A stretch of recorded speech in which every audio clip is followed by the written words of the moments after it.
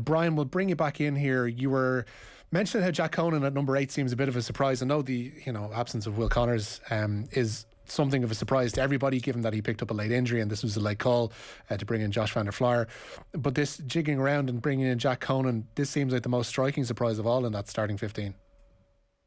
Yeah, I think it does. I think what it provides is that extra ball carrying ability in the back row, and the reality is, against England over the last number of years, we've been beaten up by them and lost the physical encounter. And the more ball carriers, the more physical specimens that you can get in your team that can get you an advantage line or can be collision winners, the more chance you have of laying a platform for your halfbacks to dictate play and for them to be able to get you into your shape. So as much as I was surprised to see Conan in the 8 jersey, I think it's probably a clever selection with the knowledge as well. CJ Sanders news this week, Caelan Doris on the sidelines. It's an opportunity and a development piece, as well as something with an eye on this game, but one for the future too, coming down the line with the World Cup in a couple of years. I do feel as though he has the capacity.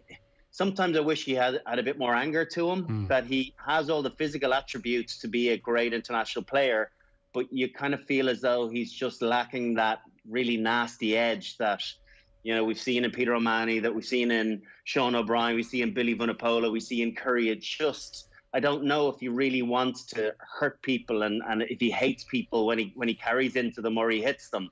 I think you want to see that in the personality of your number 8, of really imposing themselves on the opposition and almost frightening them.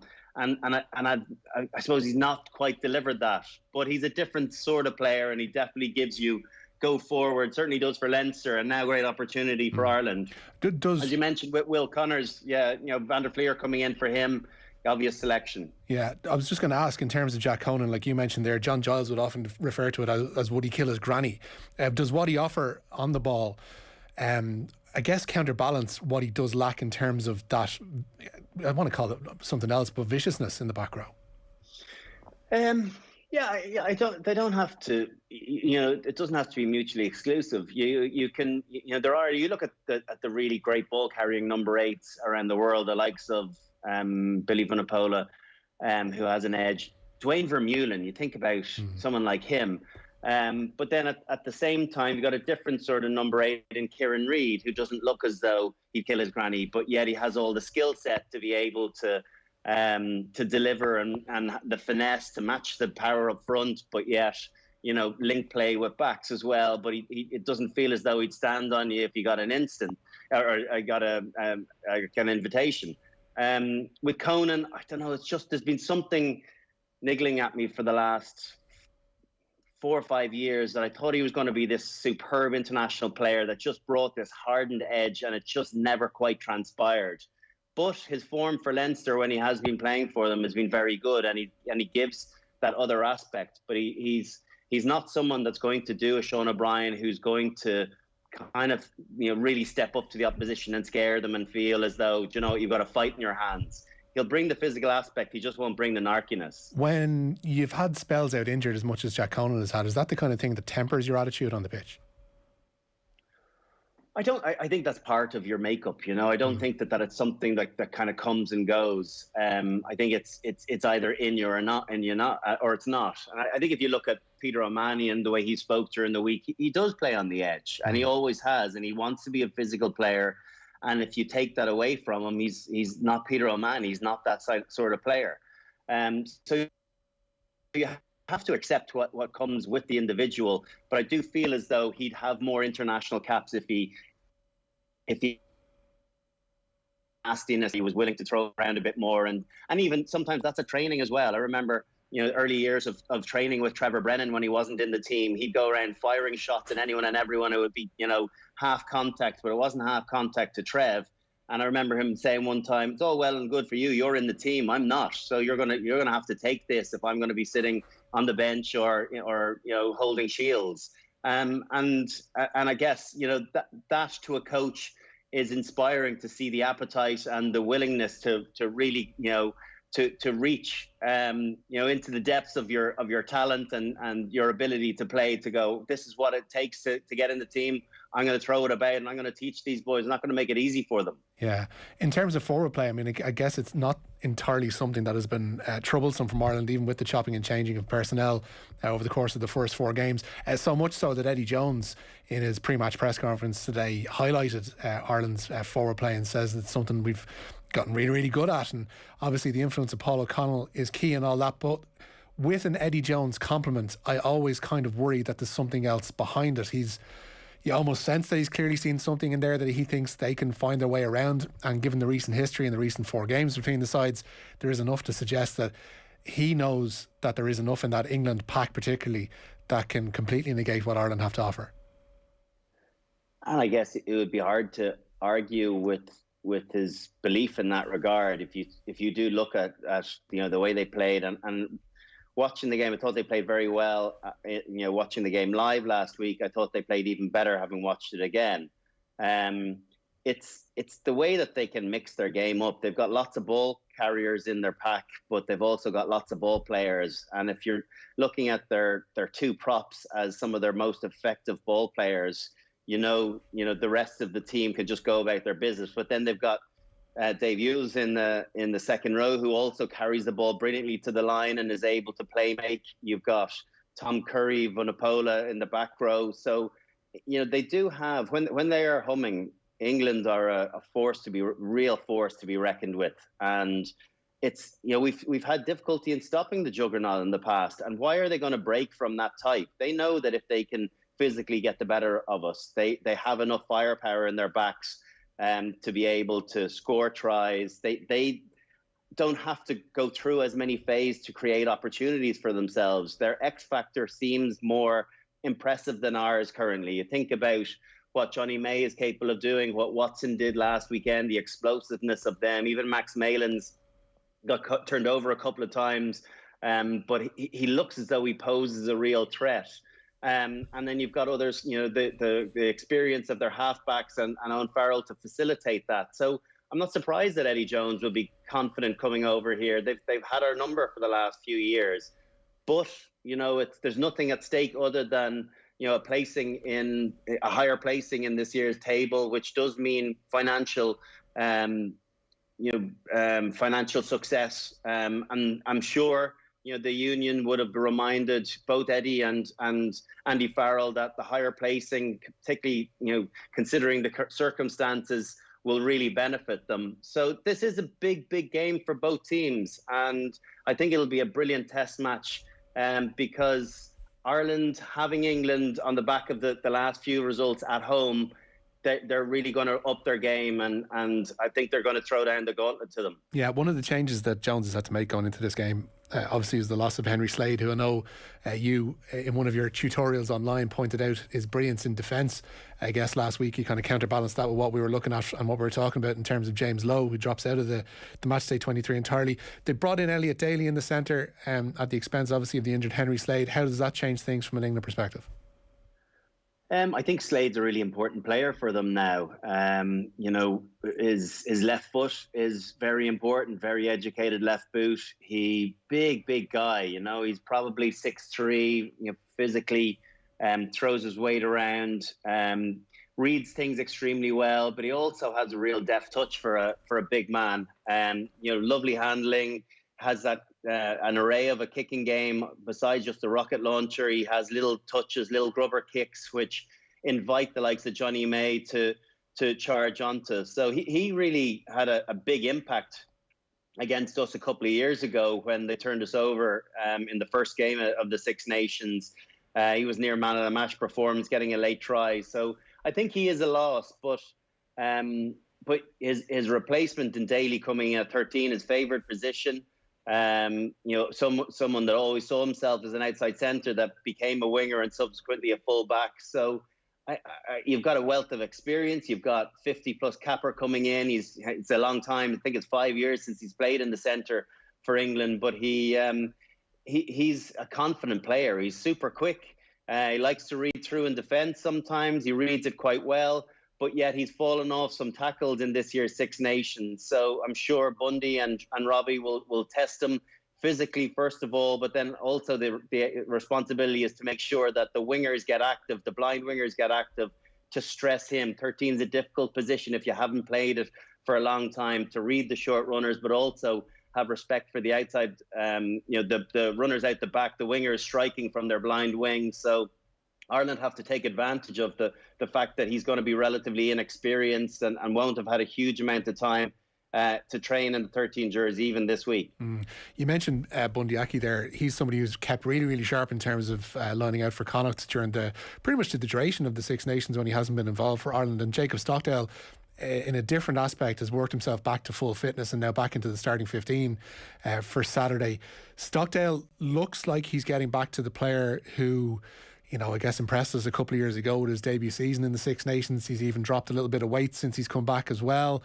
He looks to be somebody who will really, really relish this test on Saturday. Yeah, he was unfortunate, obviously, with injury that he wasn't, included in the squad earlier on in the campaign. Jacob Stockdale, he's got his detractors, but particularly from a defensive point of view. But he offers something very unique in his go forward. His ability to beat players one-on-one. And we talked about the X factor of the English wingers. Well, he's got that in spades. And yes, he has had defensive deficiencies, probably even some not quite as extreme as what we've seen from James Lowe over the last few weeks. So I think he's absolutely deserving of another opportunity in there. It's his best position, playing on the wing and not full back. I think he will get more tries for Ireland playing on the wing. He's an out-and-out finisher, not trying to be a creator.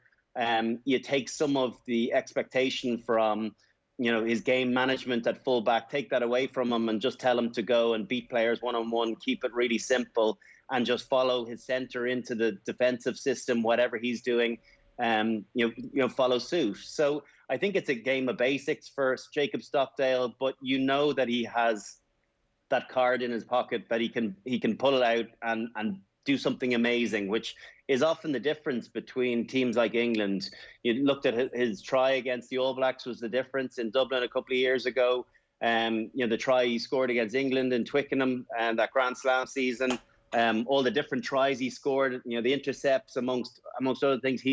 He's a pure out-and-out striker in rugby, and you just need to get his confidence levels back up. And I'm not surprised that he leapfrogged over Larmour to add a little bit of size to our back three as well. If you're thinking Larmour, Earls and Keenan, that's not a huge back three. So to throw a bit of size in there as well, very capable in the air, but also, confident going forward with an ability to back his own ability. I think you've got a very exciting player in Jacob Stockdale. We just want to get him back to the form that he showed in his debut season. And if we can get him there, I think he will cause major problems for the English defence this weekend. On the James Lowe front, he obviously isn't in the matchday 23 for Saturday. Felipe Contepomi had a really interesting point earlier on in the week.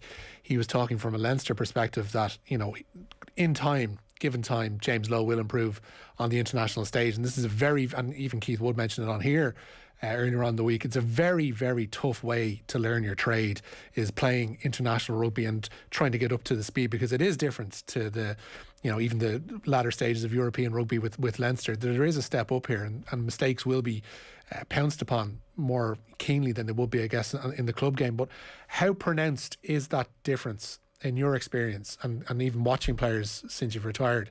How pronounced is that step up from provincial, I guess, really good displays on the provincial level, to making the step up to international rugby? And is the low experience so far, as does it diverge as much as we probably anticipated? I think it's a really significant step up from even European rugby, even the biggest of European games. Even if you look at the likes of the quarterfinals, semi-finals, finals of Europe, I think they're kind of easy test matches, so to speak. I do feel as though, he obviously showed really well in his debut. Was it against Wales back in November?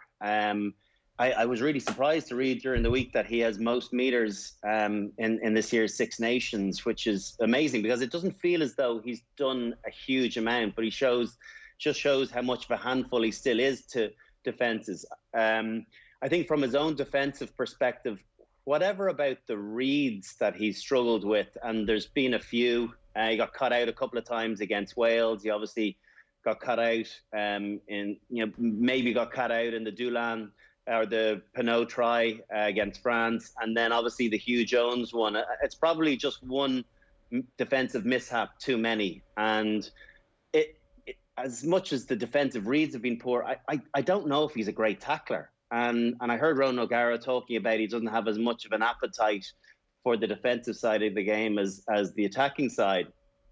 My concerns would be, a guy that big and that physical, how is he not ending people? Because I know that he's got an aggressiveness when he carries the ball into contact. It just doesn't seem to reciprocate when it comes to the defensive side of things. He's an arm grabber. He's not a shoulder hitter. I've never seen him absolutely belt someone and smash them, into next week. Everything seems to be a little bit army, quite high. And when you're reaching with arms, you tend to go high. You tend not to reach low and get someone around the waist. And that's where you get pushed off. And that's what happened with Hugh Jones. As soon as you start reaching with your arms, you're in a bad body position. So any shove off from him, he's going to be able to get the impetus from you to catapult yourself forward. And yeah, I thought the writing was on the wall, unfortunately, from James O. He'll come back and he'll learn and he'll take on board what messages have been handed down to him from Andy Farrell. But it's a pretty brutal business at Test match rugby. You make a mistake or a couple of mistakes, and someone's waiting in the wings for to come in and replace you. Is 28 too old to lose those habits, though?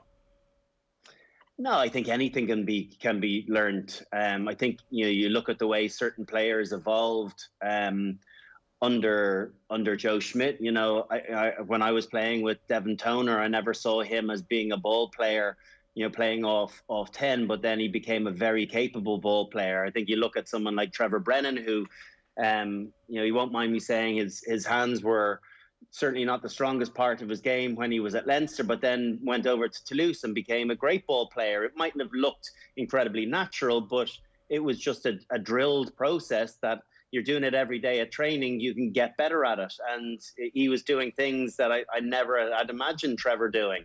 So you are capable of learning these new skills, but you have to have a willingness to almost bring yourself back to zero and learn from scratch. A bit like a scrum half that has that's 3 or 4 seasons under their belt that has a dodgy pass. Sometimes you have to deconstruct to reconstruct and think about the technical side of it and build and then practice on building the correct skills. There's no point in practicing things if it's wrong or if it's incorrect. You've got to practice the right stuff. And James Lowe has a lot to deliver for Ireland over the next few years, but he's going to have to go away and work on that part of his game because there's no doubt there's shortcomings in it. Yeah.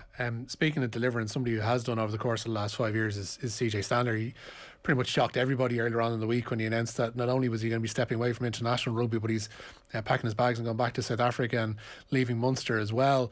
I'd imagine you're as caught off guard by this as everybody else. Yeah, it sure was. I don't know CJ. I've obviously never played. I never played with him. He came after my time. But he's clearly a very popular guy. Amazing what he's managed to achieve in the short space of time. Nearly 150 games for Munster, 50 test matches for Ireland in 5 or 6 years is incredible. I know he's 30 or 31 years of age, but imagine what his body must feel like the way he plays the game. He does not do injured. He just doesn't. But yet the toll that trying to make all the holes he's tried to make over the years, he doesn't use footwork. He doesn't sidestep. His hole is going through people, and there's some enormous collisions he's been on the receiving end of. And I would anticipate that all of those add up to a body feeling a lot older than 30 or 31 years of age. On top of that, you're dealing with a wife and young child that are, they've been back in South Africa, during the pandemic, missing home. It exacerbates an already difficult situation. So, could he have gone on to bigger money in Montpellier? There was talk of him going there, or go back and play in South Africa, where he'd make a fraction of what he's earning here or in France. But maybe he feels as though he's just achieved enough that he's happy to leave on a good footing, with leaving a little in the tank, and there's honour in that. And sometimes there's bigger things than rugby in people's life.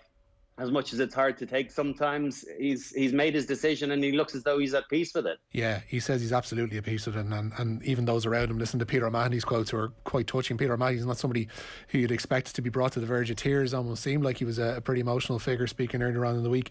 When a player is going out like that, like you've been that player essentially, where the others are trying to raise their game for your final match, how much of an impact is that imminent retirement going to have on Ireland's performance, do you reckon, on Saturday?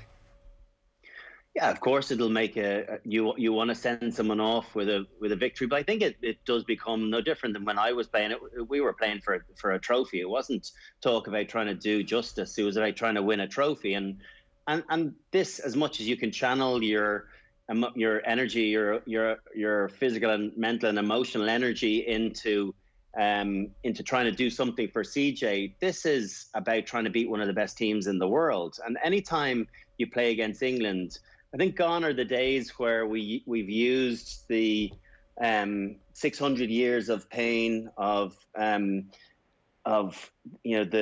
public's delight at beating England. I think that ship has sailed. For me now, from a player's perspective, it's about beating one of the best teams. There's huge respect for England. There's actually quite a lot of friendship, coming from Lions tours, from previous Lions tours. They got on great with the English players.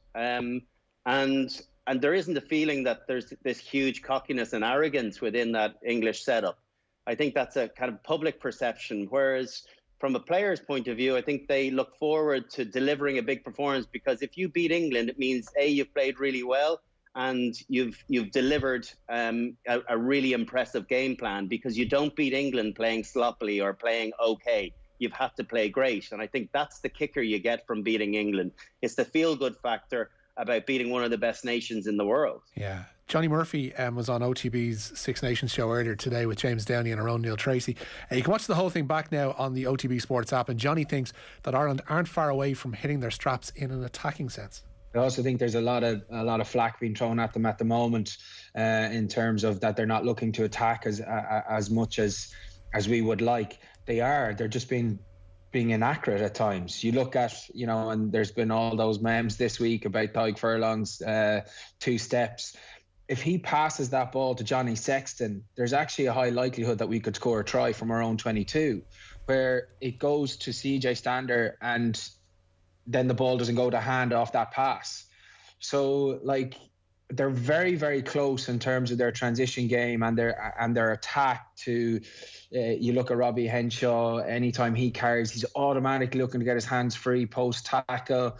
They are looking at those things, but it's going to take a while. But I certainly do think that their willingness and want to counter and to play off transition is there. And if you just look at that clip in isolation of Furlong, 2 steps, that goes to Johnny, then there's probably a likelihood of a massive line break there, if not a score. Brian, would you agree with Johnny there? Are we that far away or not that far away?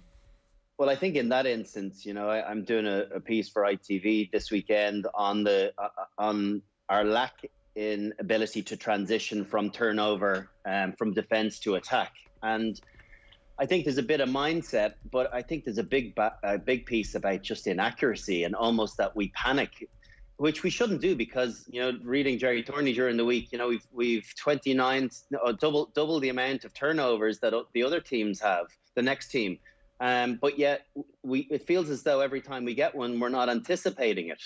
I could have picked out a number of different examples where we create a turnover ball, and I'm not just talking about line out, or sometimes you turn ball over and you get a penalty from it, but genuine turnovers where you could play with it, and it feels as though you could just adopt the simple policies, the unwritten rules of what you do on turnover ball.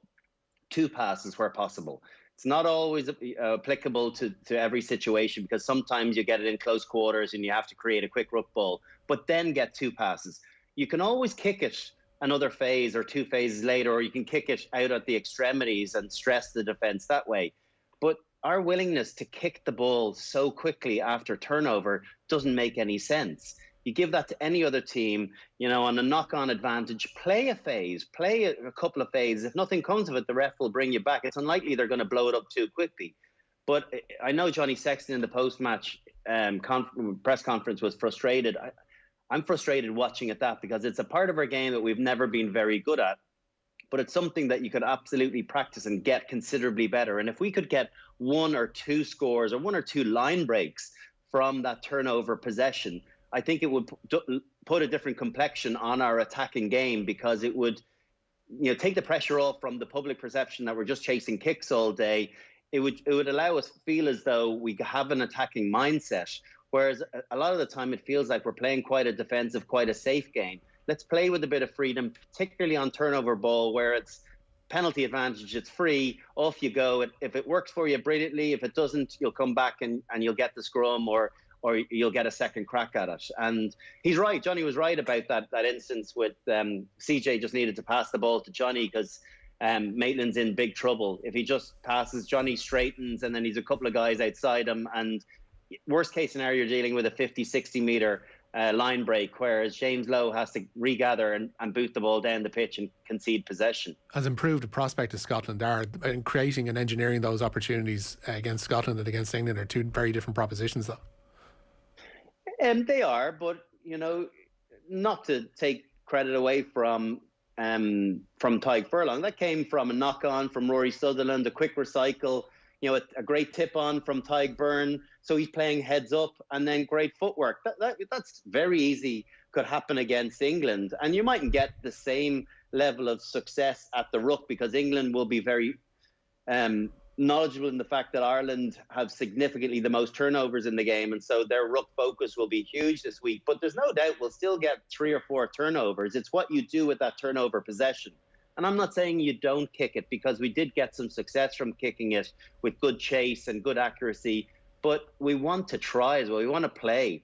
And I think you might beat teams in, some teams in the Six Nations. You might beat 3 out of 5 teams playing the way we're playing. But I think you've got to have an ability to show a little bit more if we're ultimately trying to build ourselves towards getting into a World Cup semi-final. At the moment, the way we're playing, I don't feel as though we're playing a style that's going to get us into a World Cup semi-final. We need another phase of evolution, and that comes with our turnover play and our willingness also to play off scrum a little bit more. I think we're trying to set things up way too much.